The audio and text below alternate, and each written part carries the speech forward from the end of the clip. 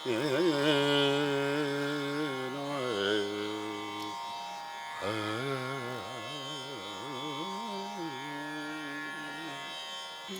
दोस्तों, national book trust और हमारे कुछ स्टूडेंट्स यहाँ पर आए हैं, उनका सबका धन्यवाद आने के लिए और थैंक्स, धन्यवाद बहुत मन से कि आज तक कभी भी शायद किसी भी बुक फेयर में बारामासा का जिक्र जहाँ बाबा नानक की बानी का जिक्र इस तरीके से शायद नहीं हुआ कभी भी। सो धन्यवाद, बहुत बहुत धन्यवाद यहाँ के सब जो कार्यकर्ता, जो काम करने वाले लोग हैं उनके लिए, और वो सब बधाई के पात्र हैं। मेरे बाबा नानक ਦਾ बहुत ਵੱਡਾ ਆਸ਼ੀਰਵਾਦ ਹੈ ਕਿ ਅਸੀਂ ਅੱਜ ਉਹਨਾਂ ਦੀ ਗੱਲਬਾਤ ਕਰ ਰਹੇ ਹਾਂ। ਉਹਨਾਂ ਦੀ ਗੁਰਬਾਣੀ ਚੋਂ ਜੋ ਕਿ ਬਿਲਕੁਲ ਆਖਰੀ ਸਮੇਂ ਵਿੱਚ ਉਹਨਾਂ ਨੇ ਰਚਿਤ ਕੀਤੀ ਹੈ ਬਾਣੀ, ਰਚਿਤ ਵੀ ਨਾ ਕਹੀਏ, ਅਸੀਂ ਇਹ ਕਹਿ ਸਕਦੇ ਹਾਂ ਕਿ ਵੀ ਇਹ ਬਾਣੀ ਆਈ ਕਸਮ ਕਿਹਾ, ਪਰ ਉਸ ਵਕਤ ਮਰਦਾਨਾ ਨਾਲ ਨਹੀਂ ਸੀਗਾ।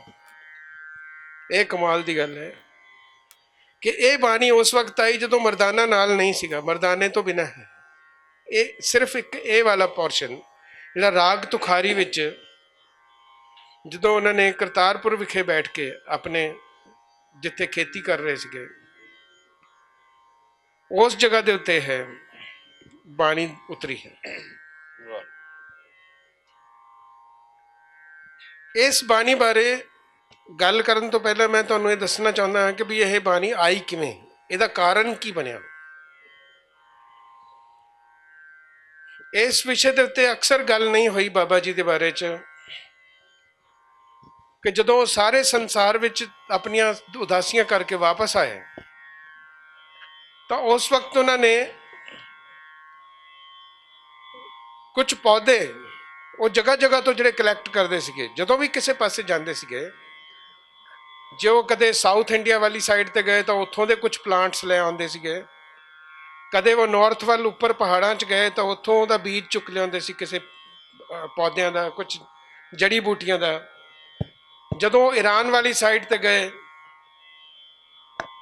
ਇੱਧਰ ਮਿਡਲ ਈਸਟ ਦੀ ਏਰੀਆ 'ਚ ਗਏ, ਉੱਥੋਂ ਜਿਹੜੇ ਕੁਝ ਪਲਾਂਟ ਸੀਗੇ, ਕੁਝ ਬੀਜ ਸੀ, ਉਹ ਕਲੈਕਟ ਕਰ ਲੈਂਦੇ ਸੀਗੇ। ਇਸ ਵਿਸ਼ੇ ਦੇ ਉੱਤੇ ਕਦੇ ਵੀ ਕੋਈ ਗੱਲ ਨਹੀਂ ਹੋਈ ਅੱਜ ਤੱਕ ਬਾਬਾ ਜੀ ਦੇ ਬਾਰੇ 'ਚ, ਪਰੰਤੂ ਮੈਂ ਜਦੋਂ ਉਹਨਾਂ ਦੀਆਂ ਸਾਰੀਆਂ ਕਥਾਵਾਂ ਪੜ੍ਹੀਆਂ ਨੇ, ਸਾਖੀਆਂ ਪੜ੍ਹੀਆਂ ਨੇ ਬਾਬਾ ਜੀ ਦੀਆਂ, ਤੇ ਉਹਨਾਂ ਜਗ੍ਹਾ ਤੇ ਗਿਆ ਵੀ, ਮੈਂ ਆਪ ਵਿਜ਼ਿਟ ਕੀਤੀਆਂ ਉਹ ਸਾਰੀਆਂ ਜਗ੍ਹਾਵਾਂ। ਤੇ ਜਦੋਂ ਮੈਂ ਆ ਕੇ ਵੇਖਿਆ ਕਿ ਕਰਤਾਰਪੁਰ ਦੇ ਵਿੱਚ ਉਹ ਸਾਰੇ ਪਲਾਂਟਸ ਲੱਗੇ ਹੋਏ ਨੇ ਜਿਹੜੇ ਅਸੀਂ ਉੱਧਰ ਬਾਹਰ ਦੇਖਦੇ ਹਾਂ। ਮੈਂ ਵੇਖਿਆ ਸਵਾਜਨ ਦੇ ਪੌਦੇ ਲੱਗੇ ਹੋਏ, ਸਵਾਜਨ ਦੇ ਵੱਡੇ ਵੱਡੇ ਦਰਖਤ ਹੋਏ ਨੇ ਅੱਜ ਕੱਲ੍ਹ ਕਰਤਾਰਪੁਰ ਵਿਖੇ ਜਿੱਥੇ ਬਾਬਾ ਜੀ ਆ ਕੇ ਬੈਠੇ। ਉੱਥੇ ਐਸੀਆਂ ਐਸੀਆਂ ਜੜੀਆਂ ਬੂਟੀਆਂ, ਐਸੇ ਐਸੇ ਪੌਦੇ ਲੱਗੇ ਹੋਏ ਨੇ, ਐਸੇ ਐਸੇ ਫਲਾਵਰਸ ਦੇਣ ਵਾਲੇ ਪੁਰਾਤਨ ਉਸ ਸਮੇਂ ਤੋਂ। ਮੈਂ ਹੈਰਾਨ ਹੋ ਗਿਆ, ਮੈਂ ਕਿਹਾ ਇਹ ਤਾਂ ਹੱਦ ਹੈ ਕਿ ਇਹ ਸਾਰੇ ਜਿਹੜੇ ਮੇਰੇ ਬਾਬੇ ਨੇ ਬੀਜੇ ਨੇ ਕਿ ਇੱਥੇ ਬੈਠ ਕੇ। ਇਹ ਬਹੁਤ ਵੱਡੀ ਜ਼ਮੀਨ ਸੀ ਜਿੱਥੇ ਆ ਕੇ ਬਾਬੇ ਨੇ ਉਹ ਸਾਰੇ ਪੌਦੇ ਲਗਾਏ, ਸਾਰੇ ਦਰਖਤ ਲਗਾਏ। ਲਗਭਗ 300 ਤੋਂ ਉੱਤੇ ਪਲਾਂਟਸ ਦੀਆਂ ਸਪੀਸੀਜ਼ ਹੈ, ਅਲੱਗ-ਅਲੱਗ 300 ਪਲਾਂਟਸ ਹੈ ਤੇ ਜੜੀਆਂ ਬੂਟੀਆਂ ਜਿਹੜੀਆਂ ਕਰਤਾਰਪੁਰ ਸਾਹਿਬ ਦੇ ਵਿੱਚ ਲੱਗੀਆਂ ਹੋਈਆਂ। ਇਹ ਸ਼ਾਇਦ ਕਿਸੇ ਨੂੰ ਨਹੀਂ ਪਤਾ, ਅੱਜ ਤੱਕ ਕਦੇ ਗੱਲ ਨਹੀਂ ਹੋਈ। ਪਰ ਹੁਣ ਪਿੱਛੇ ਜੇ ਅਸੀਂ ਇਹ ਸਾਰੀ ਗੱਲਬਾਤ ਕੀਤੀ ਤੇ ਹੁਣ ਪੰਜਾਬ ਦੇ ਵਿੱਚ ਵੀ ਉਪਰਾਲੇ ਹੋ ਰਹੇ ਨੇ ਕਿ ਉਸ ਤਰ੍ਹਾਂ ਦੇ ਪਲਾਂਟਸ ਲਗਾਏ ਜਾਣ ਗੁਰਦੁਆਰਿਆਂ ਦੇ ਵਿੱਚ ਤੇ ਉਹੋ ਜਿਹੀਆਂ ਜਗ੍ਹਾ ਦੇ ਵਿੱਚ। ਤੇ ਅਸੀਂ, ਮੇਰੇ ਬਾਬੇ ਨਾਨਕ ਦੇ ਸਿੱਖ, ਮਾਫ ਕਰਨਾ ਮੇਰੇ ਭੇਸ ਤੇ ਨਾ ਜਾਣਾ, ਮੈਨੂੰ ਬਾਬਾ ਬਹੁਤ ਪਿਆਰਾ ਹੈ, ਹਰ ਵਕਤ ਬਾਬੇ ਦੇ ਨਾਲ ਰਹਿੰਦਾ ਹਾਂ ਮੈਂ। ਇੱਕ ਇੱਕ ਪਲ ਮੇਰਾ, ਇੱਕ ਇੱਕ ਸਾਹ ਮੇਰੇ ਬਾਬੇ ਦੇ ਨਾਲ। ਸਾਡੀ ਜੇ ਕੋਈ ਸ਼ੁਰੂਆਤ ਸਾਡੇ ਕਲਚਰ ਦੀ, ਸਾਡੀ ਗੱਲ, ਕੋਈ ਸਾਡੀ ਕੋਈ ਵੀ ਸਮਝ मैं ये कहण तो कदे भी नहीं मुकरांगा कि ये बाबे तो शुरू होंदी है ते बाबे ते जाके ही खत्म होंदी है। साडा तो कल्चर, साडा सारा कुछ बाबे नानक तो शुरू होंदा है। साडा तो ये संसार ही समझ लो कि बाबे नानक तो शुरू होंदा है। क्योंकि जदों असी गुरमुखी की गल करिए, जदों असी गुरबाणी की गल करिए, जदों असी कविता की गल करिए, जदों असी लिटरेचर की गल करिए, जदों असी जीवन की गल करिए, जदों असी संगीत की गल करिए, फिर बाकी रह क्या गया? सारा कुछ तो हो गया है। मेरे बाबे दे सिख दे 5 गुण ने, बहुत प्यारे गुण ने। मेरे बाबे दे सिख दे 5 गुण ने। पहला अद्वैत, कि ना को हिंदू ना को मुसलमान, यहां कुछ फर्क नहीं है। इत्थे पेड़ पौधे पंछी जानवर इंसान जाता पाता कुछ नहीं है। एक ओंकार सतनाम करता पुरख निर्भव निर्वैर अकाल मूर्त अजूनी सैभम गुर प्रसाद। मेरे बाबे दे सिख दा सब तो बड़ा गुण है कि उसनों ये गुरु का प्रसाद है कि वह किसी विच कोई भेदभाव ना करे। दूसरा गुण गुरु के सिख का सर्वत का भला। तुसी किन्ने पॉजिटिव और किन्ने अपने आप च एक सही संतुलित इंसान होने चाहिए। ये तो खैर बहुत लंबिया गल्लां ने, फिर बाकी डिटेल बहुत होणगियां, कदे अलग सबजैक्ट विच हो जाणगियां जदों ऐसे विषय दे उत्ते गल होएगी। परंतु सर्वत का भला कितनी वड्डी गल है। दूसरा तीसरा किरत, कि अपने दसा नौवां दी किरत करो। मेरे सिंघो, तुसी वेख्या अज सारे संसार विच मेरे सिंह, गुरु के सिंह अपनी किरत कमाई ते जिंदे ने, अपने हत्थी काम करने वाले लोग ने, अपने मेहनती लोग ने, प्यार नाल मेहनत करने वाले लोग ने, कर्म योग दे विच अपना पूर्ण विश्वास रखते हैं। सिर्फ आपदे वास्ते ही नहीं, दूसरे वास्ते भी। ते चौथा है वंड छकना। वंड छकने का नमूना तो सारा संसार वेख चुकिया। मेरे गुरु का सिख हर जगह पहुंच जाता है। हर जगह जिथे जरूरत है उथे उथे जाके जरूरतमंदा की सहायता करता है। खाने तो लेके हर चीज की सहायता करता है। पंजवां गुण, सब तो महत्वपूर्ण पंजवां गुण, निर्भयता। निर्भव है मेरा गुरु का सिख, निर्भव है। वो अपनी गल कह सकता है। गुरु गोबिंद सिंह कहते हैं, चूं कार हजमा हील ते दर गुजस्त हलाल अस्त बुर्दन बा शमशीर दस्त।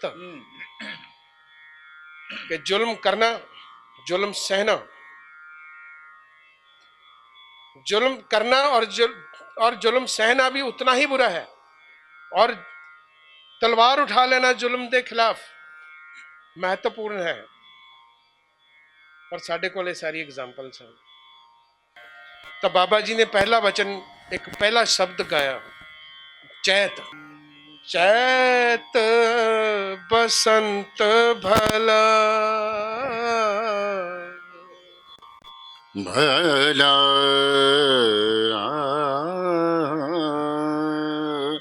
चैत बसंत भला भवर सुहावने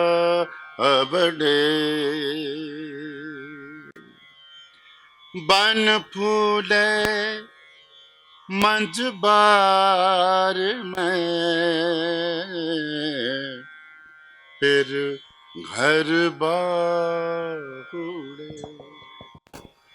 फिर घर बाहुड़े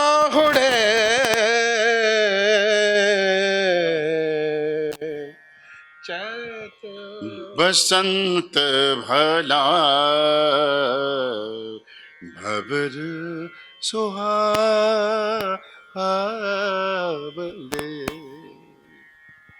चेतना के साथ तुम्हारा, चेतना के साथ तुम्हारा जैसे फूलों की बरसा। झोंका ठंडी हवा का। मरुभूमि में खिले हो फूल के जैसे घर लौट आया मेरा प्यारा। चैत बसंत भला भंवर सुहावड़े, बन फूले मंझ बार में फिर घर बावड़े। चैत महीने का नाम है।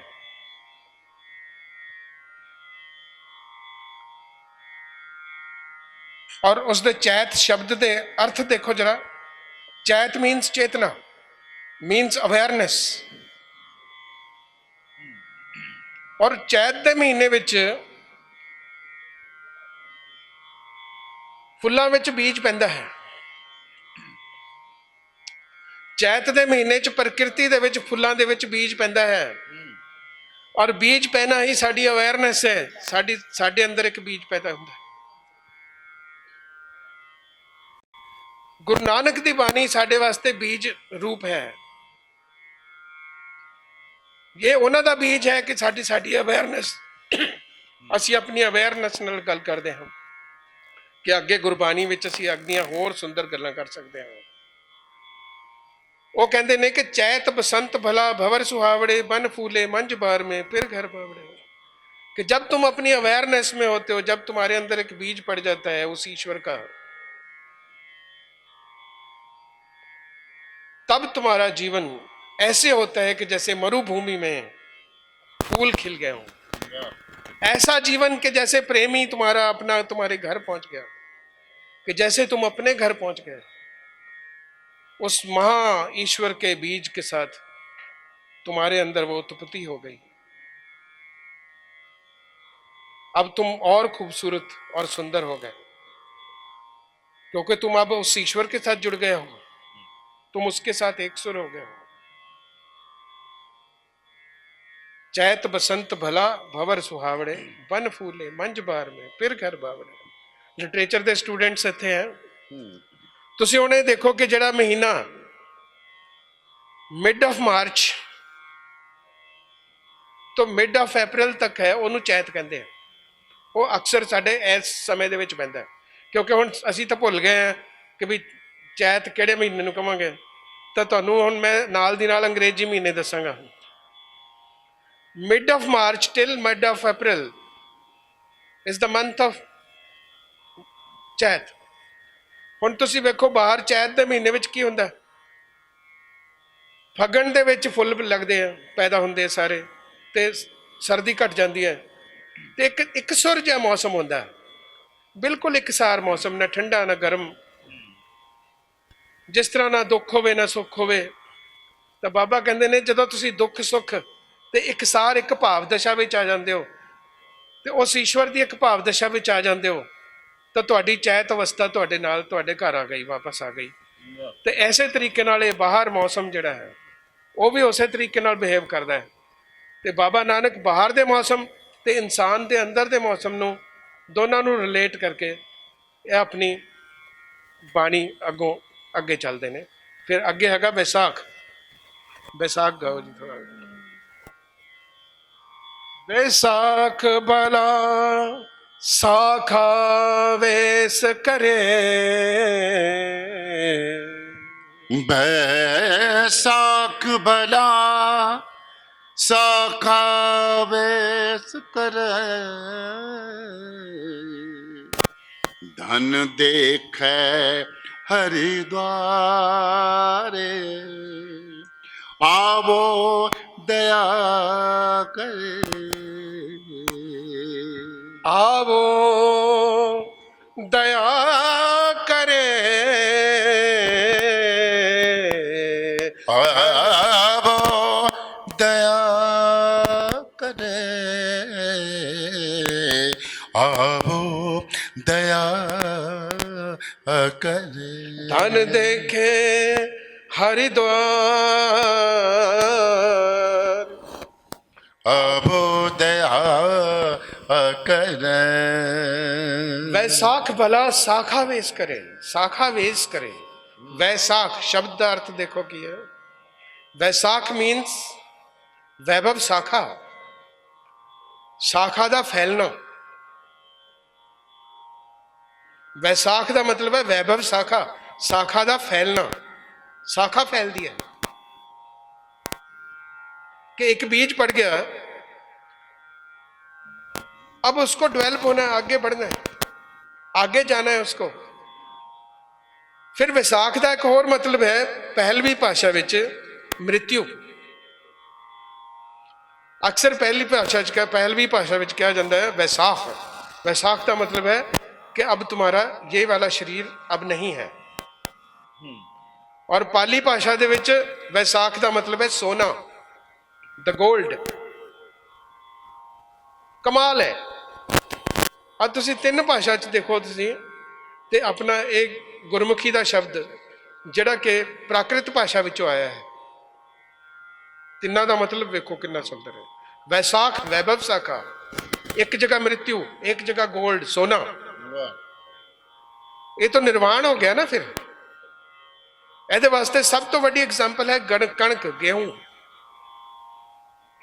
मार्च के महीने में ਉਹਦੇ ਚ बीज ਪੈਂਦਾ ਜਦੋਂ किसान ਪਿੰਡਾਂ ਦੇ ਵਿੱਚ, ਹੁਣ ਤਾਂ नहीं ਪਹਿਲਾਂ ਹੁੰਦਾ ਸੀ, ਸਾਡੇ ਵਕਤ ਅਸੀਂ ਵੇਖਿਆ उस वक्त मार्च के महीने जो मार्च लगती सी, जो चैत लगता सी, तो गुरुद्वारे में बलियां लैके आते होंगे सारे जाने जट किसान।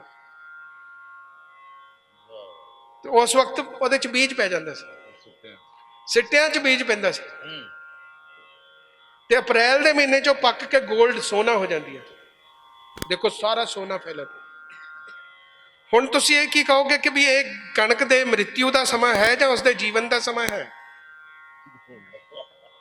This is gold.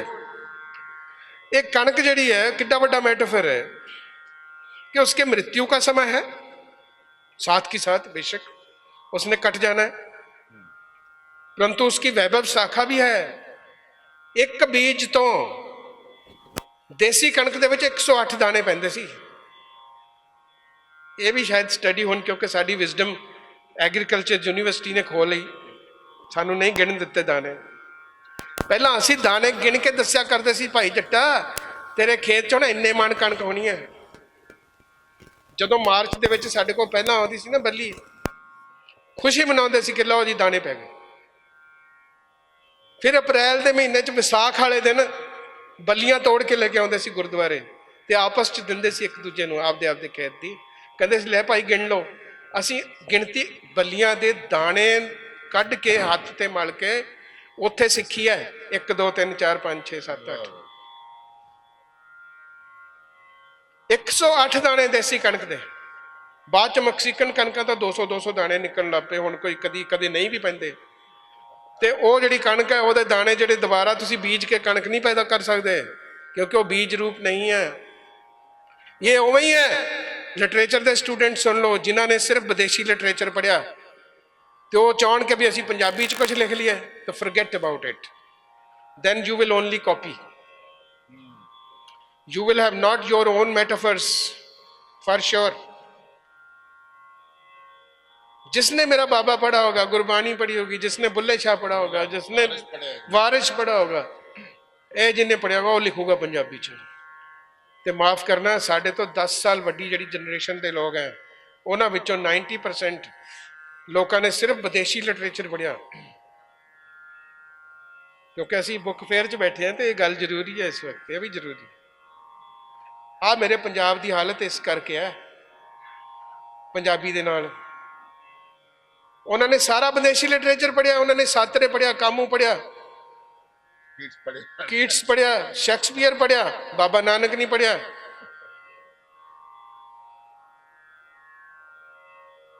ठीक है, उन्हें पंजाब मेरा जहो जाएगा, ठीक है, फिर इट्स ओके। वैसाख भला साखा वेश करे, बैसाख बला शाखा बेस करे, तन देख हर द्वारे, आबो दया करे, दया करे। शाखा तो तभी बढ़ती है ना जब आप मृत्यु को प्राप्त होते हो, जब आप मरने को तैयार हो, जब आप निर्वाण की तरफ जाते हो, जिसमें पूरे बल्ली च दाने पैंदे, जिदे च बीज पूरा पैंदा, उसे दा तो निर्वाण होना ना। बाबे ने हद कर दिया, इस एक कविता में हद कर दिया। मैं सारी सारी पूरी नहीं पढ़ांगा क्योंकि लंबा हो जाएगा काम। आप 12 महीने पढ़ने हैं। अगला महीना है जेठ। पढ़ो जी, तुसी माइक ले लो अपना।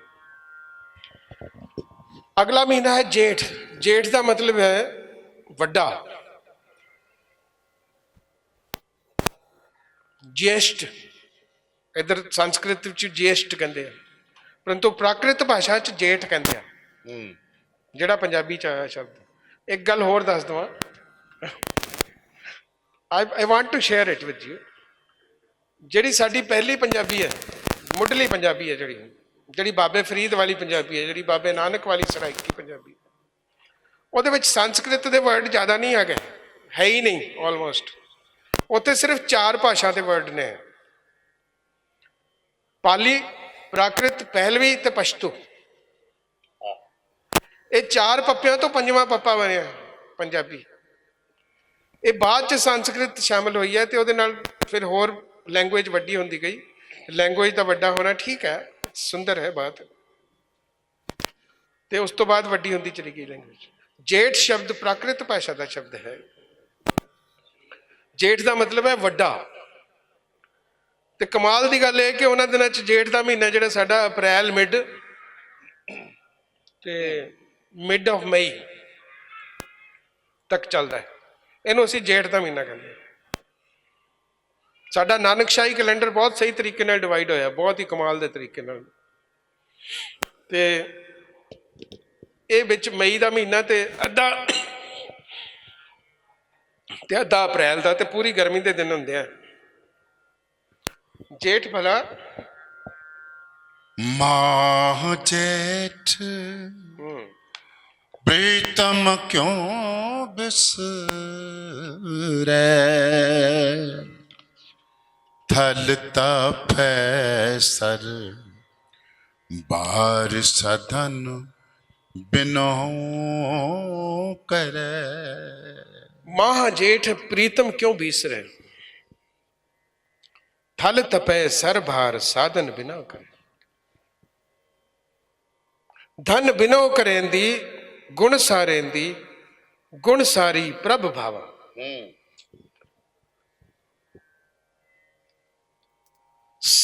सादे साचे महल रहे बैरागी, आवन देहत आवा, निमाणी नितानी हर बिन क्यों पावे सुख महली। नानक जेठ जाने तिस जैसी, कर्म मिले गुण गहली। क्योंकि असी पहला विसाख तो शुरू किया है, तो विसाख के विच तां निर्वाण हो गया, ठीक है। ये तो एक बहुत ही खूबसूरत स्पिरिचुअल सिचुएशन है, बहुत ही खूबसूरत स्पिरिचुअल सिचुएशन। परंतु जेठ का महीना जिहड़ा है ये चैलेंज है। विसाख विच सारा कुछ सुंदर हो गया, मार्च विच बड़ा कुछ सुंदर हो गया, अप्रैल विच बड़ा कुछ सुंदर हो गया, फलगुन फरवरी दे विच बड़ा कुछ फुल खिड़ गए, मार्च विच बीज पैदा हो गए, अप्रैल विच बीज कट्टे गए, फिर गर्मी पैनी शुरू हो गई। ये गर्मी तो साडे जीवन में सदा ही है, ये जीवन और शरीर है, तो फिर ये गर्मी तो सदा ही है, ये तो रहनी रहनी है। ये चैलेंज है, बहुत बड़ा चैलेंज है। कहता भी फिर इन्नी गर्मी दे विच, इन्नी परेशानी दे विच ऐसा क्या हो कि साडा ईश्वर साडे तो खुश जावे। क्या हम अपनी अवेयरनेस खो दें? हम अपनी अवेयरनेस खो दें क्या इतनी दुख में या सुख में? नहीं, हमें एक सुर, एक सार, एक चैत अवस्था में रहने की जरूरत है। कि ऐसा ना हो कि इतनी गर्मी पड़े, इतनी धरती तपे, फिर उत्थे बचेगा कौन? कौन बचेगा उत्थे? सिर्फ वही जिहड़ा उस ईश्वर नाल जुड़िया है, जिहड़ा अपने स्वयं नाल जुड़िया होया, ਜਿਹੜਾ ਆਪਣੀ ਚੈਤ ਅਵਸਥਾ, ਆਪਣੀ ਅਵੇਅਰਨੈਸ ਦੀ ਸਟੇਟ ਵਿੱਚ ਹੈ, ਸਿਰਫ ਉਹੀ ਤਾਂ ਇਸ ਜੀਵਨ ਦੀ ਜੇਠ ਵਿੱਚੋਂ ਬਚੇਗਾ। ਜਿਹਦੀਆਂ ਜੜ੍ਹਾਂ ਲੱਗੀਆਂ ਹੋਈਆਂ ਨੇ ਪ੍ਰੋਪਰ, ਉਹੀ ਤਾਂ ਬਚੇਗਾ। ਫੁੱਲ ਪੌਦੇ ਝਾੜੀਆਂ ਤਾਂ ਸੁੱਕ ਜਾਣਗੀਆਂ, ਇਹ ਤਾਂ ਕੁਝ नहीं बचेगा। सारा जेठ के महीने में सारा कुछ ऐसे हो जाता है जैसे आग लगी पड़ी है धरती पर, सारे पासे आग ही आग है, कुछ भी नहीं बचना। फिर वो कहते अषाढ़, मैं ज़्यादा डिटेल नहीं कर रहा प्लीज़, क्योंकि डिटेलों तो 10-10 12-12 डिटेल्स है एक महीने दियाँ। ਉਹਨੂੰ ਭਾਸ਼ਾ ਦੇ ਲੈਵਲ ਦੇ ਉੱਤੇ ਵੀ, ਫਿਰ ਲੈਂਡਸਕੇਪ ਦੇ ਲੈਵਲ ਦੇ ਉੱਤੇ ਵੀ, ਫਿਰ ਹਿਊਮਨ ਸਪਿਰਚੁਅਲ ਲੈਵਲ ਦੇ ਉੱਤੇ ਵੀ ਉਹਦੀਆਂ ਡਿਟੇਲਸ ਬਹੁਤ ਨੇ। ਕਿਉਂਕਿ ਅਸੀਂ ਪੰਜਾਬੀ ਯੂਨੀਵਰਸਿਟੀ 'ਚ ਕੀਤਾ ਸੀਗਾ ਅਤੇ ਮੈਨੂੰ ਉੱਥੇ 7 ਦਿਨ ਲੱਗੇ ਸੀਗੇ, ਸਵੇਰੇ 9 ਵਜੇ ਤੋਂ ਲੈ ਕੇ ਰਾਤ ਸ਼ਾਮ ਨੂੰ 5 ਵਜੇ ਤੱਕ। ਵਿੱਚੋਂ ਸਿਰਫ ਅਸੀਂ ਲੰਚ ਕਰਦੇ ਹੁੰਦੇ ਸੀਗੇ ਅਤੇ ਮੈਨੂੰ 7 ਦਿਨ ਲੱਗੇ ਸੀ ਇਹ ਪੂਰਾ 12 ਮਾਸਾ ਕਰਨ ਵਾਸਤੇ, ਕਿਉਂਕਿ ਇਹਦੇ 14-14 15-15 ਆਸਪੈਕਟਸ ਹੈ। ਅੱਜ ਅਸੀਂ ਬਿਲਕੁਲ ਸਿੰਪਲ ਲੈਵਲ ਦੇ ਉੱਤੇ ਕਰ ਰਹੇ ਹਾਂ ਕਿ ਬਾਹਰ ਲੈਂਡਸਕੇਪ ਐਂਡ ਹਿਊਮਨ ਸਿਚੁਏਸ਼ਨ ਦੇ ਉੱਤੇ ਸਿਰਫ ਇੰਨੇ ਹਿੱਸੇ ਦੇ ਵਿੱਚ ਅਸੀਂ ਗੱਲਬਾਤ ਕਰ ਰਹੇ ਹਾਂ। ਹੁਣ ਹੈਗਾ ਜੇ ਅषाढ़, अषाढ़, अषाढ़ का मतलब क्या हुआ? आषाढ़, आशा हुई, आशा हुई। आषाढ़ मीन्स, क्योंकि बाबा ऐसे लिखता ना, आड़े नू करना, सस्से नू करना, राड़े नू औंकड़, ये प्राकृत भाषा तो शब्द आया हुआ है। आषाढ़, आशा हुई कि आशा हो गई।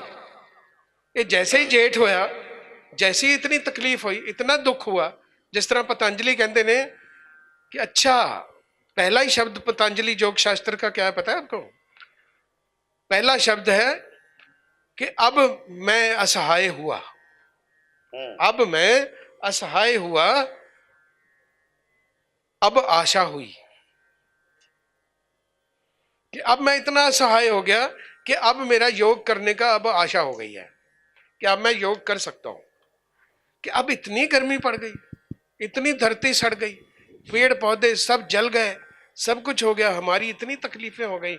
और जिनके जीवन में दुख नहीं हुए ना बहुत, उनको सुख का स्वाद नहीं है, ये मैं आज बता देता हूँ, क्योंकि मैंने तो देखा है सारा कुछ। ठीक है, मैंने ये सारा कुछ देखा है, मैंने सारा संसार घूमा हूँ। संसार इस वक्त धरती के उत्ते शायद मेरे ख्याल 2-3 देश ऐसे बचे होने जिथे नहीं गए असी, ते असी सारा इस तरह पैदल चल के, सारा बड़े तकलीफां च रह के, जगह जगह काम किते। चित्रकारी दे विच तुहानूं पता भी 42 साल की उम्र तक तो वैसे यंग आर्टिस्ट मन्निया जाता है। तो असी हुण यंग आर्टिस्ट हैं, हाले मैं हुण 62 साल का होया तो मैं हुण यंग आर्टिस्ट हाँ। तो साडा पेंटिंग नहीं विकती हुंदी साडी कोई भी, तो हुण विकनी शुरू हुई है। हुण there is no looking back anyway ना, दैट्स अ डिफरेंट स्टोरी। हुण स्वाद बड़ा है हर चीज़ का। सो इस करके वो कहते हैं कि भी जो ये पूरी माँ जेठ प्रीतम क्यों बिसरे, थल तपे सर भार साधन बिने करे। जरा अषाढ़ गाओ सर। आषाढ़ भला सूरज गगन तपै, धरती दुख सहे, सोख अगन भखै, अगन रस सोखे मरिए धोखे। अगन रस सोख मरिया धोखे, बीसो किरत नहारे, रथ फिरै छाया धन ताकै, कीड़ वे मंज भारे। सो इतना तपन हो गई, इतना कुछ हो गया कि हुण तां हू कर दियां हनेरियां आनियां शुरू हो गई अषाढ़ के महीने च। कि हनेरियां आउंदियां ने, उड़ाउंदियां होइयां कख उड़ाउंदियां, रेता उड़ाउंदियां, धूड़ उड़ाउंदियां आउंदियां। इत्थे इन्ना क ज़्यादा खिलाह हो गया, इन्नी अगन बरस गई, इन्ना खिलाह हो गया कि हुण ਹੂ ਕਰਦੀਆਂ ਹਨੇਰੀਆਂ ਆਉਂਦੀਆਂ ਤੇ ਨਾਲ ਦੀ ਨਾਲ ਹੀ ਬੱਦਲ। सावन सरस बना मना, सावन सरस मना, घन बरसे रुत आए, मैं मन तन सोबावे, फिर परदेस सिधाए, सावन सरस मना, सावन सरस मना। फिर घर नहीं आवे मरिए हावे, दामनी चमक डरावे। हाँ जी पढ़िए। फिर घर नहीं आवे मरिए हावे, दामन चमक डराए, सावन सरस मना, घन बरसे रुत आए, सावन सरस मना। इतना खिलाव हो गया, इतनी गर्मी हो गई, तपश हो गई, सारी धरती सड़ गई, कख काने उड्डे फिरदे, हवावां हू करदियां होंदियां ते नाल दी नाल ही बदल आ जाते, नाल दी नाल बदल आ रहे हैं। और फिर सावन ਦਾ ਮਹੀਨਾ ਸ਼ੁਰੂ ਹੋ ਜਾਂਦਾ। ਸਾਵਣ, ਸਾਵਣ ਦਾ ਅਸੀਂ ਸੰਧੀ ਵਿਛੇਦ ਕਰੀਏ ਤਾਂ ਸਾਵਣ, ਸਾ ਮੀਨਸ ਹਰਾ, ਵਣ ਮੀਨਸ ये प्रकृति सारी, कि वो सारी प्रकृति हरी हो गई फिर से दोबारा से। सावण, सावणे भी है, इसको अगर हम संधि विच्छेद इस तरह भी करिए, सावणे, सावणे, इसका मतलब बनता है कि हुण हरा होया सारे कुछ। सावण हरा प्रकृति, तो सावण का महीना ਉਹਦਾ देखो अर्थ ਤੁਸੀਂ कि ਇਹਦਾ अर्थ ਤੇ ਨਾਲੇ ਲੈਂਡਸਕੇਪ ਦੇ ਵਿੱਚ ਜੋ ਕੁਝ ਹੁੰਦਾ ਹੈ ਉਹ ਸਾਰਾ ਇੱਕ ਹੋ ਜਾਂਦੇ ਹੈ। ਤਾਂ ਬਾਬਾ ਕਹਿੰਦੇ ਆ ਕਿ ਵੀ ਜਿਹੜਾ ਇਸ ਤਰ੍ਹਾਂ ਦਾ ਮਨ ਹੈ, ਜਿਹੜਾ ਬਹੁਤ ਤਪਸ਼, ਬਹੁਤ ਜਿਸਨੇ ਤਪੱਸਿਆ ਕੀਤੀ, ਜਿਸਨੇ ਬਹੁਤ ਦੁੱਖ ਸਹੇ, ਤਪੱਸਿਆ ਕੀਤੀ, ਜਦੋਂ ਬਹੁਤ ਤਪੱਸਿਆ ਕੀਤੀ, ਜਿਸ ਤਰ੍ਹਾਂ ਆਪਾਂ ਤਪੱਸਿਆ ਕਰੀਏ ਕਿਸੇ ਵੀ ਚੀਜ਼ ਨੂੰ ਪ੍ਰਾਪਤ ਕਰਨ ਵਾਸਤੇ, ਤਾਂ ਉਹਦੇ 'ਚ ਕਦੇ ਕਦੇ ਹਨੇਰੀਆਂ ਵੀ ਆਉਂਦੀਆਂ, ਠੀਕ ਹੈ कोई गल नहीं, पर फिर ऐसे ऐसे बादल आते हैं, फिर जो रिजल्ट आता है, फिर ऐसा बारिश होती है, ऐसा कृपा होती है, उस महाईश की कृपा होती है, मेरे ईश्वर की कृपा ऐसी होती है कि फिर उसका कोई जवाब नहीं है कि तपस्या करो तो सही एक बार, घन बरसे रुत है। फिर ऐसी ऐसी रुत भी आती है कि जब फिर जो रुत आ गई उदो फिर एक डर होता है। इस करके बाबा ने ये वाला एक जिक्र किया है, पिर प्रदेश सिधावे, मैं मन तन सौ भावे, पिर प्रदेश सिधावे, फिर घर नहीं आवे मरिए हावे, दामनी चमक डरावे। कि एक बार जब हमारे पे कृपा हो जाती है ना तपस्या करने के बाद, उस तो बाद एक डर भी नाल शुरू होता है कि किते फिर दोबारा वो हाड़ जेठ ना आ जाए, किते दोबारा ना हो जाए, किते ऐसा ना हो जाए कि ये खुश जाए हमारे से।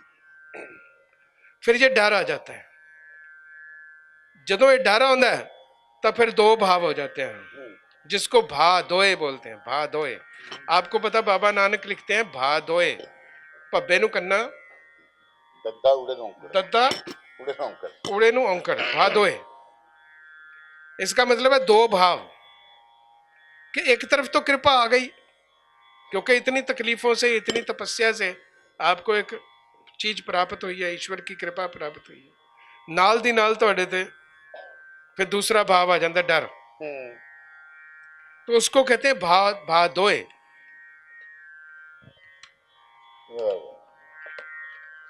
भादो भादोए भरम भूली, भर जोबन पच्छोतानी, भादोए भरम भूली, भर जोबन पच्छोतानी, जल थल नीर भय, बरस रुते रंग मानी। कि कमाल है, कृपा हुई, सब कुछ होया, पर नाल दो भाव आ गए, पूरी जवानी आ गई, सारा कुछ ठीक हो गया, परंतु दो भाव, एक भय साथ में शुरू हो गया, द्वैत आ गया कहीं ना कहीं पर। वैसे भी जैसे जवानी आती है जब इंसान के ऊपर भी, जहाँ वैसे प्रकृति में भी कहीं भी, तो ये ऐसा भाव होता है जैसे दूसरे को छोटा देखना, जैसे डर आ जाना किसी चीज पे, जहाँ अपने आप को बड़ा बड़ा समझने लग पड़ना, क्योंकि डर की वजह से हम अपने आप को बड़ा समझते हैं। असल में ये भय की वजह से हम अपने आप को बेटर समझते हैं सदा। अगर भय नहीं है तो तुम खूबसूरत हो। वो कहते हैं ना, निर्भव निर्वैर अकाल मूर्त अजूनी से भम। निर्भव, जो निर्भव है वो बैर से रहता है, जो निर्भव है वो बैर से रहता है, जो बैर से रहता है वो जोनियों से मुक्त। उसके भाव नहीं चेंज होते, हर वक्त वो भाव नहीं बदलते, कभी कुत्ता कभी बिल्ला कभी शेर कभी कुछ कभी कुछ, गरीब के सामने बड़ा, बड़े के सामने छोटा। वो कहता निर्भव निर्वैर अकाल मूर्त अजूनी सैभम गुरु प्रसाद।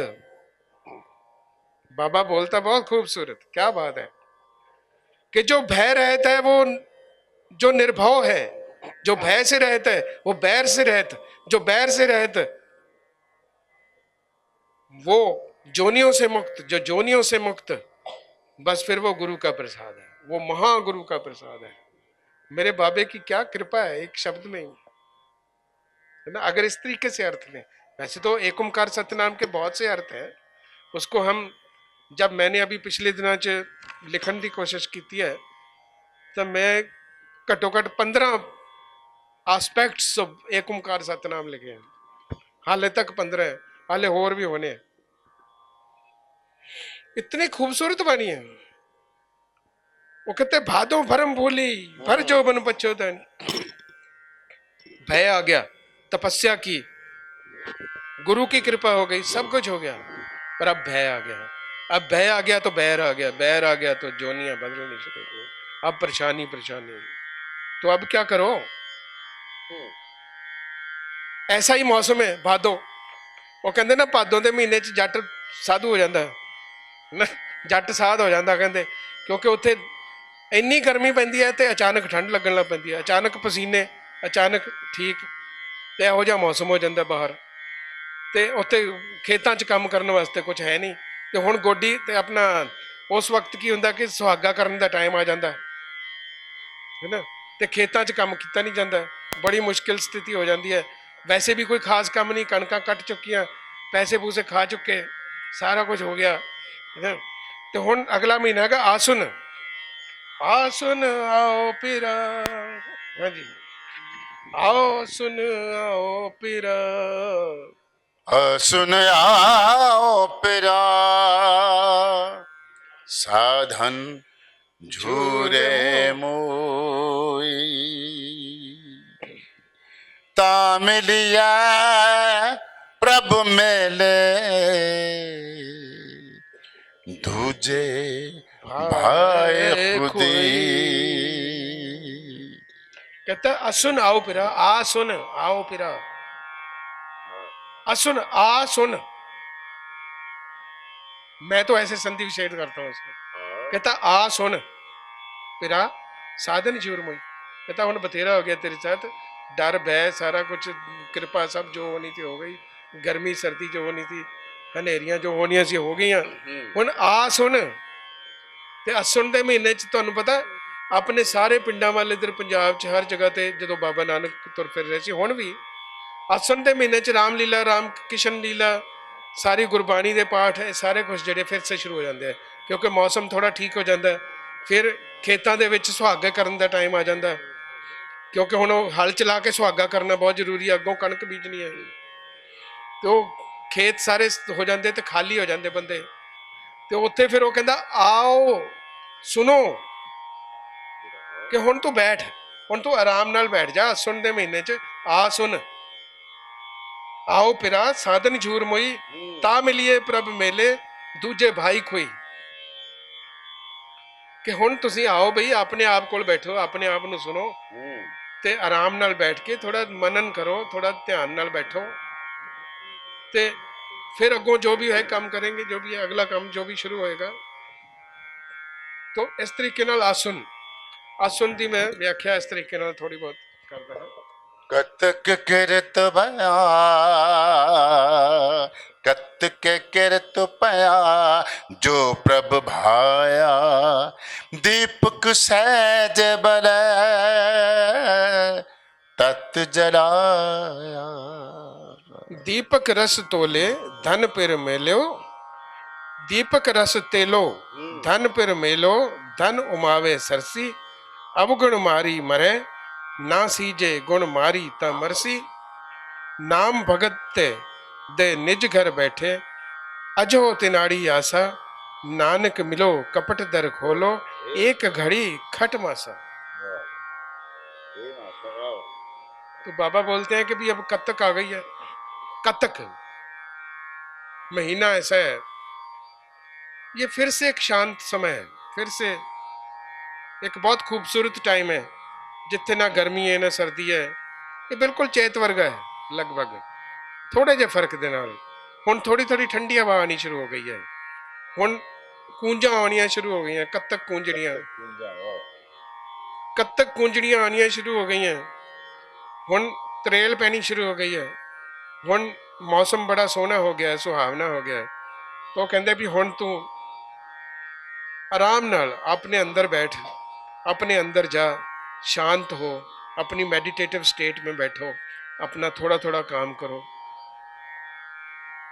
ਇਸੇ ਤਰੀਕੇ ਨਾਲ ਫਿਰ ਸਾਡੇ ਬਾਹਰ ਲੈਂਡਸਕੇਪ ਦੇ ਵਿੱਚ ਵੀ ਇਸ ਤਰ੍ਹਾਂ ਹੀ ਹੈ ਕਿ ਫਿਰ ਦੁਬਾਰਾ ਤੋਂ ਹਰਿਆਵਲ ਆਉਣੀ ਸ਼ੁਰੂ ਹੋ ਜਾਂਦੀ ਹੈ, ਹੌਲੀ ਹੌਲੀ ਸਾਨੂੰ ਹਰੇ ਪੌਦੇ ਦਿਖਾਈ ਦੇਣੇ ਸ਼ੁਰੂ ਹੋ ਜਾਂਦੇ ਆ, ਥੋੜੇ ਫੁੱਲ ਖਿੜਨ ਲੱਗ ਪੈਂਦੇ ਆ ਥੋੜੇ ਥੋੜੇ, ਤੇ ਮੌਸਮ ਇੰਨਾ ਸੋਹਣਾ ਹੋ ਜਾਂਦਾ ਕਿ ਵੀ ਇਨਸਾਨ ਵੀ ਥੋੜਾ ਫਿਰ ਤੋਂ ਦੁਬਾਰਾ ਆਪਣੇ ਇੱਕ ਸੁਰਤ ਵਿੱਚ ਆਉਣਾ ਸ਼ੁਰੂ ਹੋ ਜਾਂਦਾ ਹੈ। ਤਾਂ ਇਸ ਮਹੀਨੇ ਨੂੰ ਬਾਬਾ ਜੀ ਨੇ ਕੱਤਕ ਬੋਲਾ। ਕੱਤਕ, ਕੱਤਕ ਦੀ ਜਦੋਂ ਮੈਂ ਪੇਂਟਿੰਗ ਕਰ ਰਿਹਾ ਸੀ ਤਾਂ ਮੈਂ ਕਿਹਾ ਵੀ ਕੱਤਕ 'ਚ ਕੀ ਕਰਨਾ ਚਾਹੀਦਾ, ਕਿਉਂਕਿ ਉਸ ਵਕਤ ਕਪਾਹ ਕੱਟਦੇ ਆ, ਆਪਣੇ ਤੁਹਾਨੂੰ ਪਤਾ ਕਪਾਹ ਚੁਣਦੇ ਆ ਤੇ ਛਿਟੀਆਂ ਵੱਢਦੇ ਆ ਅਕਸਰ, ਤੇ ਕੱਤਦੇ ਨੇ, ਫਿਰ ਤ੍ਰਿੰਝਣਾ ਸ਼ੁਰੂ ਹੋ ਜਾਂਦੀਆਂ ਆਪਣੇ ਪਿੰਡਾਂ ਦੇ ਵਿੱਚ ਹੋ ਜਾਂਦੀਆਂ ਸੀਗੀਆਂ, ਹੁਣ ਤਾਂ ਨਹੀਂ ਹੁੰਦੀਆਂ ਪਰ ਪਹਿਲਾਂ ਜਦੋਂ ਸਾਡੇ ਵਕਤ ਹੁੰਦੀਆਂ ਸੀ। ਕਿਉਂਕਿ ਸਾਡੀ ਜਿਹੜੀ ਯਾਤਰਾ ਹੈ, ਮੇਰੀ ਜਿਹੜੀ ਯਾਤਰਾ ਹੈ ਉਹ ਟਰਾਈਬਲ ਤੋਂ ਸਾਈਬਰ ਤੱਕ ਦੀ ਹੈ, ਕਿਉਂਕਿ ਅਸੀਂ ਟਰਾਈਬਲ ਜਿਹੇ ਪਿੰਡ ਵਿੱਚ ਪੈਦਾ ਹੋਏ ਸੀ ਜਿੱਥੇ ਬਿਜਲੀ ਨਹੀਂ ਸੀਗੀ, ਤੇ ਹੁਣ ਅਸੀਂ ਸਾਈਬਰ 'ਚ ਰਹਿ ਰਹੇ ਹਾਂ ਇਸ ਵਕਤ, ਸਾਈਬਰ ਟਾਈਮ ਦੇ ਵਿੱਚ ਹੈ, ਸਾਈਬਰ ਸਪੇਸ ਦੇ ਵਿੱਚ ਆਪਣਾ computer and internet and everything we are working with that, and ਹੁਣ ਅਸੀਂ ਇੱਕ ਕਲਿੱਕ ਦੇ ਨਾਲ ਸਾਰੇ ਸੰਸਾਰ 'ਚ ਪਹੁੰਚ ਸਕਦੇ ਹਾਂ।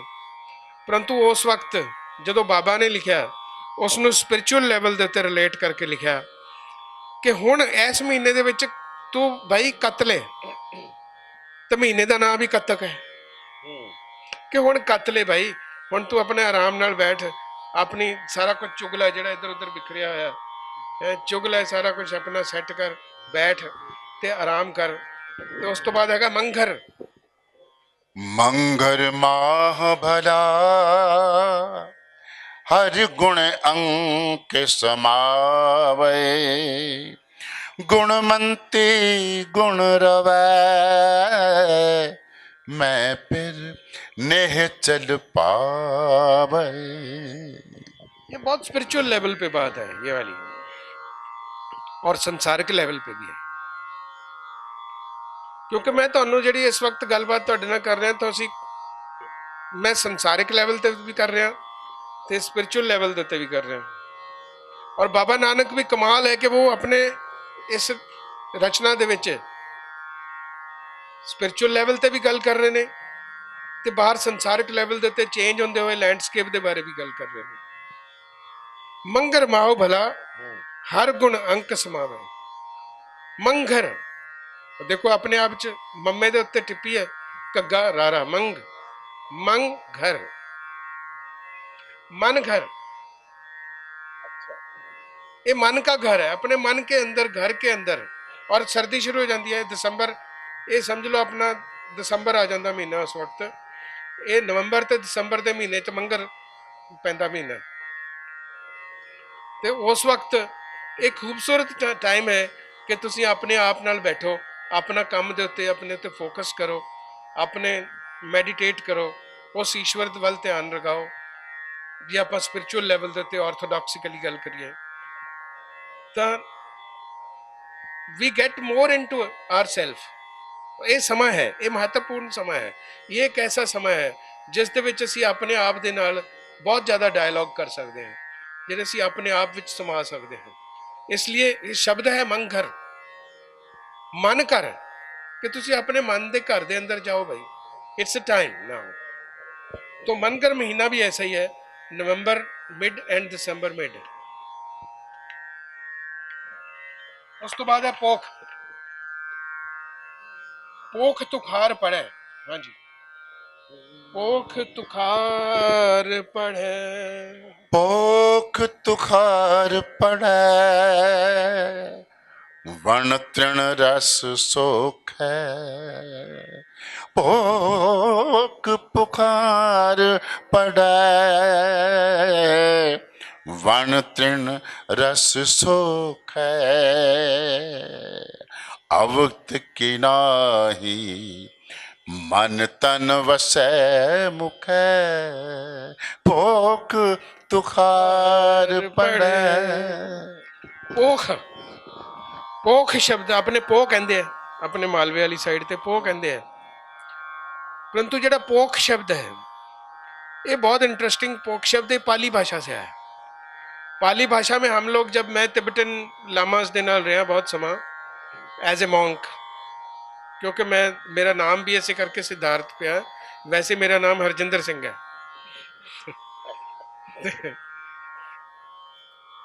मैनू इस करके पोख शब्द बहुत वधिया लगता, क्योंकि उत्थे जदों भी बर्फ पै जाती सी तो कहते सी हुण पोखरी पोखरी पोखरी, मतलब कि हुण तुसीं इस तरह करो बई, हुण चुपचाप एक जगह ते बैठ जाओ, हिलना नहीं है।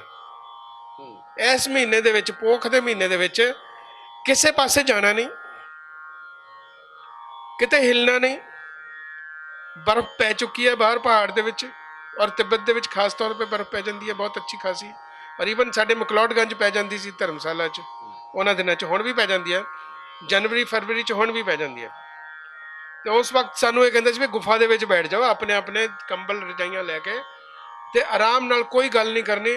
तो सानू ये आर्डर हुंदा सीगा कि भी एक महीना तुसीं कोई गल नहीं करनी, जां जिन्हों हाइबरनेशन कहंदे आ। तो यही बाबा जी ने सारा कमाल की गल है कि मैंने जो मैं पढ़िया कि मैं कहा यार ये तो हद है, मतलब बाबा को वो सारिया गल्लां पता है जिहड़ियां बुद्धिस्ट करते हैं। उत्थे बुद्धिस्ट भी वही गल्लां करते हैं, बाबा भी वही गल्लां करदा बैठ के, ते बाबा उन्हां तो भी खूबसूरत गल करदा अगों दी। ये होर भी एक हद है कि बाबा दो शब्द होर भी अगे कहंदा। मैं ये सारा पूरा पढ़ांगा क्योंकि मेरा सब तो महत्वपूर्ण महीना है पोख, जिहड़ा हुण चल रहा जी साडे नाल आ गया ना, तो इसे महीने च पै गया। तो इस नूं शिव दी रात्रि भी कहंदे आ इस महीने नूं। ये हिंदूज जिहड़े हैं साडे, जिहड़े शैवाइट सिस्टम दे विच उसनूं शिव दी रात्रि शुरू हो चुकी है साडी। तिब्बतियां दे हिसाब नाल पोख शुरू हो चुकी है, मतलब हाइबरनेशन शुरू हो चुकी है। तो नेचर दे विच भी हाइबरनेशन शुरू हो चुकी है। बहुत सारे एनीमल्स इन स्कैंडिनेविया और इधर सारे जी नॉर्थ वाल साइड दे विच है, वो सारे दे सारे हुण अपनियां खुड्डां च वड़ जांदे हैं ते बाहर नहीं निकलते। अगले 2 महीने उन्होंने नहीं निकलना, फरवरी च निकल, फरवरी के एंड च मार्च च निकलणगे वो। तो एक इस तरह की उत्थे स्कैंडिनेविया दे विच, स्पैशली स्वीडन दे विच एक फॉक्स है जो हुण आ पिछले महीने वड़ चुकी है अपनी खुड दे विच। ये दिसंबर 25 तो बाद वो वड़ गई, अपने खुड दे विच वड़ गई है। तो वो पूछ मोटी हो जाती है, बहुत वड्डी मोटी हो जाती है। फिर वो आपकी पूछ खाती है मार्च तक, वो फूड खाने वास्ते भी बाहर नहीं जाती। तो वो मैडिटेट करती है, वो अपना अंदर बैठी रहती है और इन्नी खूबसूरत हो जाती है, इन्नी वधिया फर हो जाती है वो कि वो तो अंदाजा लगाते हैं कि भी इस साल साडा लक की है, साडी स्पिरिचुअल जर्नी की है। ये स्वीडिश लोग जिहड़े हैं इस तरीके नाल नपत करते हैं। तो अपने पंजाब च भी इस तरह ही सीगा। आपां दादी नानी दियां सारियां जिहड़ियां कहानियां सीगियां आपां इन्हां महीनों च सुणदे सीगे। लोहड़ी के महीने च आ लोहड़ी का लोहड़ी के दिन आने वाले ने, वो थोड़ा जिहा बाहर निकलते सीगे भी थोड़ा जिहा चलो बाहर निकल आओ। तो माघ का महीना शुरू हो जाता अपने कि भी हुण थोड़ा जिहा बाहर निकल आओ, नहीं तो आ सारे महीने असी दादी नानी दियां कहानियां सुनते, वो विजडम सुनते, पूरा बिताते सीगे। ਤੇ ਆਪਣੀ ਹਾਈਬਰਨੇਸ਼ਨ ਦੇ ਵਿੱਚ ਸਾਰੇ ਲੋਕ ਬੈਠਦੇ ਸੀਗੇ ਤੇ ਕਣਕ ਦਾ ਬੀਜ ਸਿੱਟ ਦਿੱਤਾ ਜਾਂਦਾ ਸੀਗਾ ਨਵੰਬਰ ਦੇ ਮਹੀਨੇ 'ਚ, ਕੱਤਕ ਦੇ ਮਹੀਨੇ 'ਚ, ਨਵੰਬਰ ਦਸੰਬਰ 'ਚ। ਤੇ ਹੁਣ ਵਿਹਲੇ ਬੈਠ ਕੇ ਆਰਾਮ ਨਾਲ ਸਾਰੇ ਜਾਣੇ ਬੈਠਦੇ ਸੀਗੇ। ਤੇ ਉਹ ਕਹਿੰਦੇ ਨੇ ਕਿ ਵੀ ਹੁਣ ਤੁਸੀਂ, ਬਾਬਾ ਜੀ ਵੀ ਇਹੀ ਕਹਿ ਰਹੇ ਨੇ ਕਿ ਹੁਣ ਤੁਸੀਂ ਸ਼ਾਂਤ ਹੋ ਕੇ ਆਪਣੀ ਹਾਈਬਰਨੇਸ਼ਨ ਵਿੱਚ ਚਲੇ ਜਾਓ, ਮੈਡੀਟੇਟ ਕਰੋ ਤੇ ਉਸ ਈਸ਼ਵਰ ਦੀ ਭਗਤੀ 'ਚ ਲੱਗੋ, ਆਪਣੇ ਸਵੈਮ ਦੇ ਵਿੱਚ ਜਾ ਕੇ ਬੈਠੋ। ਤੇ ਤੁਸੀਂ ਇਹ ਜਿਹੜਾ ਮੈਂ ਸ਼ਬਦ ਬਾਰ-ਬਾਰ ਯੂਜ਼ ਕਰ ਰਿਹਾ, ਈਸ਼ਵਰ ਦੀ ਭਗਤੀ, ਇਸ ਵਿਸ਼ੇ ਦੇ ਉੱਤੇ ਅਸੀਂ ਫਿਰ ਦੁਬਾਰਾ ਇੱਕ ਗੱਲਬਾਤ ਕਰ ਸਕਦੇ ਹਾਂ, ਕਿਉਂਕਿ ਸਾਡੇ ਬਹੁਤ ਸਾਰੇ ਸਾਥੀਆਂ ਨੂੰ ਇਹ ਲੱਗਦਾ ਹੋਣਾ ਕਿ ਬੜੀ ਸ਼ਾਇਦ ਕੋਈ ਆਰਥੋਡਾਕਸ ਗੱਲ ਹੈ। ਨਹੀਂ, ਇਹ ਆਰਥੋਡਾਕਸ ਗੱਲ ਨਹੀਂ ਹੈ, ਬਹੁਤ ਖੂਬਸੂਰਤ ਬਾਤ ਹੈ। ਇਹ ਈਸ਼ਵਰ ਦੀ ਭਗਤੀ ਜਾਂ ਸਾਡਾ ਕਰਮ, ਜੋ ਵੀ ਸਾਡਾ ਕਰਮ ਹੈ, ਇਹ this is one and the same thing, ਕਿਉਂਕਿ ਸਾਡਾ ਕਰਮ ਵੀ ਈਸ਼ਵਰ ਦੀ ਭਗਤੀ ਹੈ, ਸਾਡਾ ਧਰਮ ਵੀ ਸਾਡੇ ਈਸ਼ਵਰ ਦੀ ਭਗਤੀ ਹੈ। ਗੁਰੂ ਕੇ ਸਿੱਖ ਦਾ ਸਾਰਾ ਕਰਮ ਈਸ਼ਵਰ ਦੀ ਭਗਤੀ ਹੈ, ਉਸ ਤੋਂ ਬਿਨਾਂ ਹੋਰ ਕੁਝ ਨਹੀਂ ਹੈ। ਆਪਾਂ ਇਸ ਵਿਸ਼ੇ ਦੇ ਉੱਤੇ ਫਿਰ ਕਦੇ ਦੁਬਾਰਾ ਗੱਲਬਾਤ ਕਰ ਸਕਦੇ ਹਾਂ। ਪੋਖ ਤੁਖਾਰ ਪੜਿਆ, ਪੁਖਾਰ ਕਮਾਲ ਹੈ, ਪੋਖ ਦਾ ਮਹੀਨਾ। ਤੇ ਹੁਣ ਤਾਂ ਸਾਡੇ ਟੀਵੀ ਨੇ ਸਾਡੇ ਦਾਦੀ ਨਾਨੀਆਂ ਦੀ ਜ਼ੁਬਾਨ ਹੀ ਖੋਲ੍ਹ ਲਈ ਵਿਚਾਰੇ ਨੇ, ਹੈ ਨਾ। ਸਾਡੀ ਦਾਦੀ ਨਾਨੀਆਂ ਦੀ ਜਿਹੜੀ ਜ਼ੁਬਾਨ ਹੈ ਉਹ ਸਾਡੇ ਟੀਵੀ ਨੇ ਖੋਲ੍ਹ ਲਈ ਹੈ ਇੱਕ ਤਰੀਕੇ ਨਾਲ, ਤੇ ਸਾਡੇ ਕੰਪਿਊਟਰ ਸਿਸਟਮ ਨੇ, ਇੰਟਰਨੈਟ ਨੇ, ਪਰ ਉਸਦੇ ਆਪਣੇ ਗੁਣ ਨੇ। ਫਿਰ anyway it's okay, perfectly well. I am not against computer or TV, I am very much for computer. So ਅੱਗੇ ਹੈਗਾ ਜੀ ਮਾਘ, ਕਿਉਂਕਿ ਮੈਂ ਜਲਦੀ ਜਲਦੀ ਖਤਮ ਕਰ ਰਿਹਾ, ਕਿਉਂਕਿ ਇਹਦੇ 'ਚੋਂ ਅਗਰ ਪੂਰੀਆਂ ਡਿਟੇਲ ਅਸੀਂ ਕਰੀਏ ਤਾਂ ਬਹੁਤ ਜ਼ਿਆਦਾ ਨੇ। ਮਾਘ ਪੁਨੀਤ ਭਈ ਤੀਰਥ ਅੰਤਰ ਜਾਣਿਆ, ਸਾਜਨ ਸਹਿਜ ਮਿਲੇ ਗੁਣ ਗਹਿ ਅੰਕ ਸਮਾਨਿਆ, ਪ੍ਰੀਤਮ ਗੁਣ ਅੰਕੇ ਸੁਣ ਪ੍ਰਭ ਬੰਕੇ, ਤੁਧ ਭਾਵਾ ਸਰਿਨਾਵਾ, ਗੰਗ ਜਮਨ ਤਹਿ ਬੇਣੀ ਸੰਗਮ ਸਾਤ ਸਮੁੰਦ ਸਮਾਵਾ, ਪੁੰਨ ਦਾਨ ਪੂਜਾ ਪਰਮੇਸ਼ਰ जुग जुग एको जाता, नानक माघ महारस हर जप 68 तीर्थ नाता। माघ का महीना कमाल है। वो कहते कि भी जो असी पूरी हाइबरनेशन चले गए, अपनी मैडिटेशन चले गए, अपने कर्म विच लग गए, सारा शांत होके आराम नाल और शांति नाल असी बैठे हैं अपने आप विच, तो फिर माघ पुनीत भई कि अपने जड़े मन के अंदर असी इतने गहरे उतर जाते हैं, इतना पुनीत हो जाता है, इतना पवित्र पावन मन हो जाता है कि उसका कोई सानी नहीं है। फिर अगर असी ये समा पूरी तरह यूज़ कर लीए, ये जड़ा शिवा दी रात का समा असी यूज़ कर लीए, ये जड़ा सर्दी दी समा असी अगर यूज़ कर लीए सही ढंग नाल, और असी अगर अपने आप च स्वयं च रह के मैडिटेट करिए, भगती करिए, अपने कर्म के उत्ते पूरा समा लगाइए 100%, तो सानू जिहड़ा कुछ प्राप्त होंदा है वो पुनीत है, पवित्र है। उस तो बाद हैगा फलगुण। जैसे कि शब्द अपने आप च फलगुण, फल गुण, फल का गुण। बाबा नानक लिखते हैं फफा लल्ला गग्गे नू औंकड़ नन्ने नू सियारी, फल गुण, फल का गुण। और फल का गुण क्या है? फ्लावर, फ्लावर से फल होने, फल क्या है? बीज है। कि जब तुम इतने अपने गहरे में चले गए, सारा कुछ हो गया, तो तुम्हें फूल लगना स्वाभाविक है। तुम्हें जो प्राप्ति है उस ईश्वर की कृपा की, वो फुल तो प्राप्त होना, ये तो प्राप्ति तो होनी होनी है। तो फल गुण मन रहसी प्रेम सुभाया। पढ़ो जरा सब। फल गुण मन रहसे प्रेम सुभाया, अन दिन रहस भया आप गवाया। ये कमाल है कि फलगुण मन रहसी प्रेम सुभाया, कि जब आपके ऊपर कृपा हो ही गई, सारा कुछ हो गया, तो मन तो खूबसूरत रहेगा ना। फिर जब आपने इतना समय, ये जो इतना खूबसूरत हाइबरनेशन का समय था, उसको अच्छे ढंग से इस्तेमाल किया, अच्छे ढंग से उसके जीवन में अपनाया, तो मेरा बाबा कहता है फिर तो फलगुण मन रहसी प्रेम सुभाया, फिर तो फूल खिलेंगे ही खिलेंगे। फूल खिलेंगे तो बीज चेत का पड़ेगा ही पड़ेगा, फिर चेतना आएगी ही आएगी, और अवेयरनेस इज द की। मेरे बाबे के लिए चेत, अवेयरनेस, अवेयरनेस में जीना और उन 5 गुणों के साथ जीना जिदा आप जिक्र पहला किया है, वो बहुत महत्वपूर्ण है। सो मैं बाबे को नमस्कार करता हुआ और आप सबको नमस्कार करता हुआ आज की इस बात को ख़त्म करता हूँ।